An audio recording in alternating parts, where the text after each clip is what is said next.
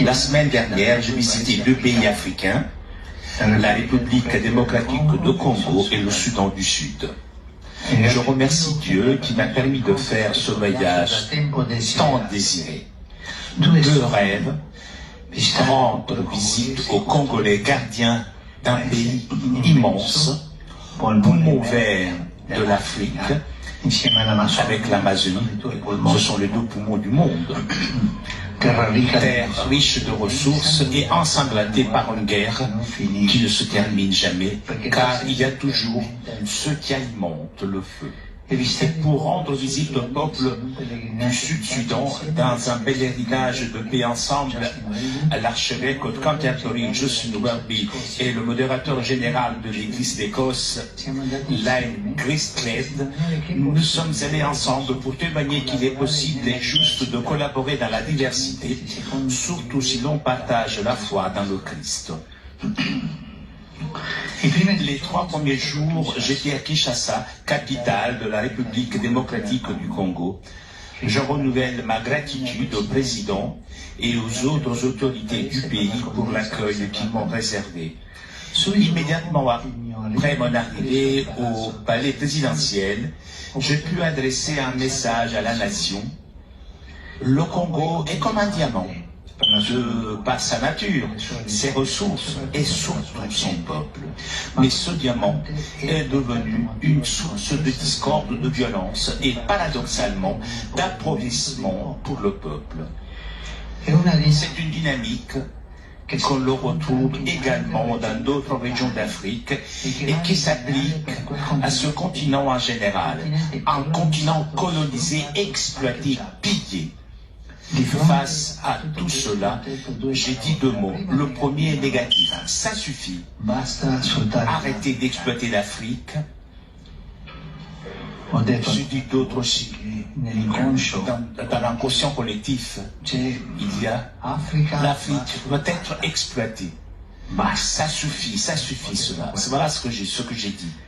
Le deuxième mot est positif, ensemble. Ensemble avec dignité, tous ensemble, avec un respect mutuel, ensemble au nom du Christ, notre espérance. Avancer, ne pas exploiter et avancer ensemble. Et au nom du Christ, nous nous sommes réunis dans la grande cathédrale eucharistique. À Kinshasa, il y a eu aussi d'autres rencontres.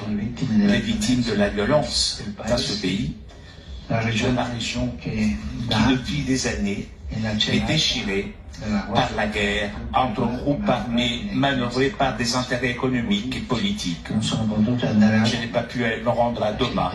Les gens vivent dans la peur et l'insécurité, sacrifiés sur l'autel des affaires illicites. J'ai écouté des témoignages bouleversants de certaines victimes, notamment des femmes, qui ont déposé au pied de la croix des armes et d'autres instruments de mort.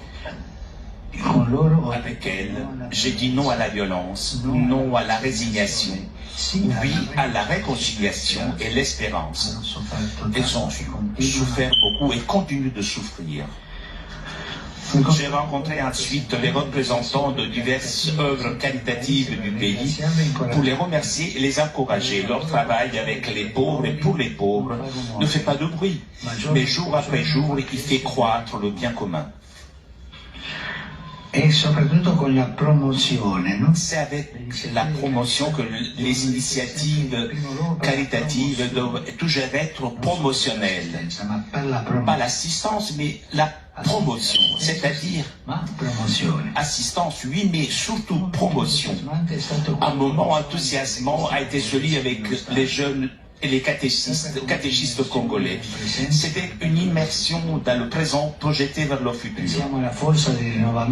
Pensons à la force de nouveau qui peut porter cette nouvelle génération chrétienne, formée et animée par la joie de l'Évangile. Je leur ai indiqué 5 voies aux jeunes. La prière, la communauté, l'honnêteté, le pardon et le service. Pour les gens du Congo, voici le chemin. Prière, communauté, honnêteté, pardon et service.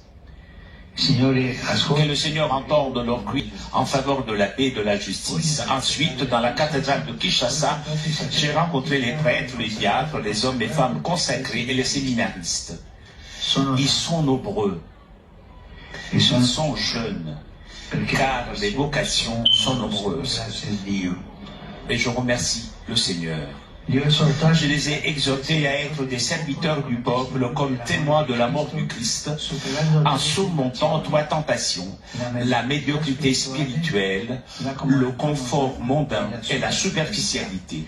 Ce sont des tentations, je dirais, universelles. Pour les séminaristes et pour les prêtres. La médiocrité spirituelle, lorsqu'un prêtre tombe dans la médiocrité, c'est triste. Le confort mondain, la mondanité donc.